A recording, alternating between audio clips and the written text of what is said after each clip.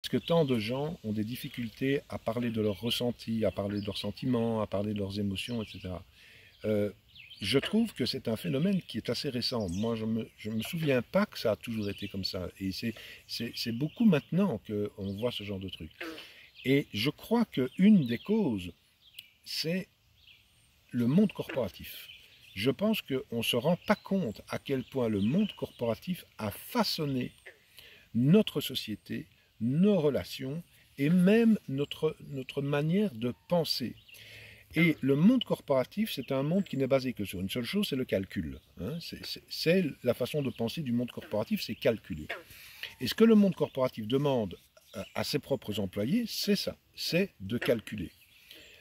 Et d'une certaine manière, il les assèche. Parce que dans le monde du travail, quand on dit il faut être professionnel, qu'est-ce que ça veut dire? Ben, ça veut dire il ne faut pas avoir d'émotions, hein, ou si on en a, il ne faut pas les montrer, il ne faut pas être malade, il ne faut pas avoir de sensibilité, il faut être hyper cognitif. C'est ça que ça veut dire être professionnel, soi-disant ne pas mélanger le privé et le professionnel comme si les deux n'étaient pas mélangés. Je veux dire, il n'y a qu'une seule personne, tout est mélangé, bien entendu. Mais le monde corporatif ne veut pas entendre ça.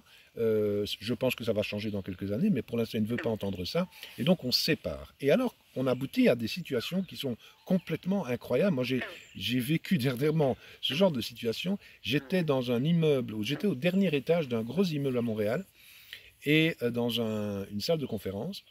Et j'assistais à une réunion avec des candidats qui présentaient des projets à des investisseurs potentiels. Et donc ces pauvres candidats étaient plus ou moins tremblants, mais tous ces investisseurs potentiels étaient là en train d'examiner le business plan, les courbes, l'amortissement, combien ça coûtait, combien ça rapporterait, sur combien de temps, etc. Et bien entendu, aucun d'eux n'exprimait aucune émotion dans un lieu qui lui-même n'avait pas d'émotion, parce que tous ces bureaux-là, ces salles de réunion, c'est les mêmes. C'est extrêmement neutre, les murs sont blancs, il y a un bureau rectangulaire au milieu, et tout le monde est assis là, les bras croisés, à calculer, à réfléchir et à être donc hyper cognitif.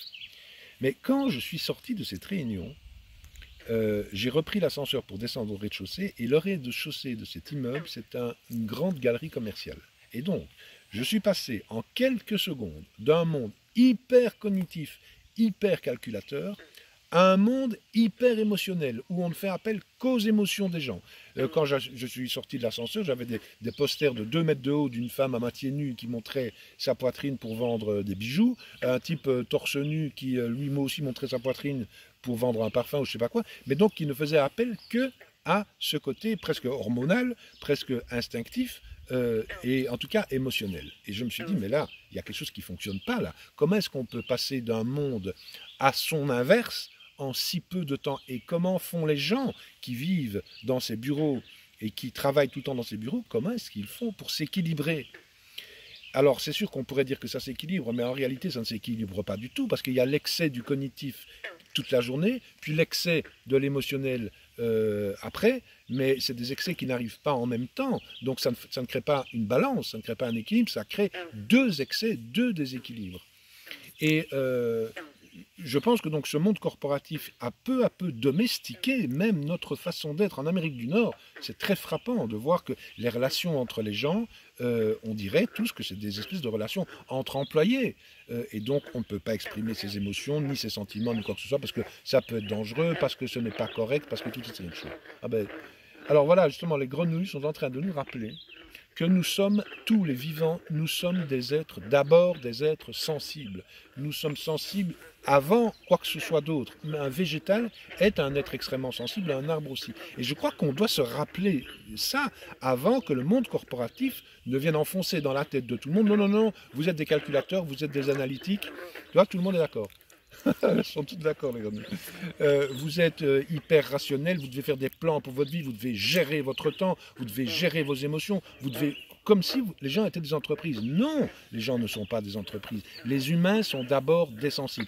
Et ce sont les entreprises qui doivent être au service des humains plutôt que les humains au service des entreprises.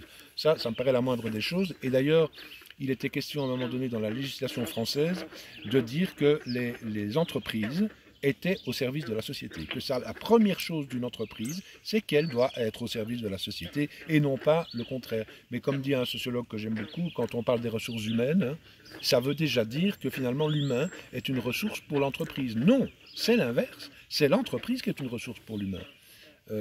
Et donc, il faut revendiquer la part du sensible, et les gens qui vivent dans toutes ces conditions qui, pour moi, sont très dures et qui sont certainement une des causes du stress, mais aussi une des causes de problèmes de couple, de problèmes dans l'éducation, parce que c'est une tension, c'est un stress terrible à vivre.